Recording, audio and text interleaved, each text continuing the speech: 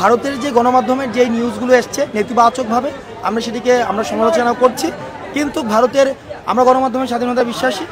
এখন ওই যে গণমাধ্যমের যে ইউলি জার্নালিজমগুলো হচ্ছে সেগুলো হচ্ছে পেইড জার্নালিজম হচ্ছে।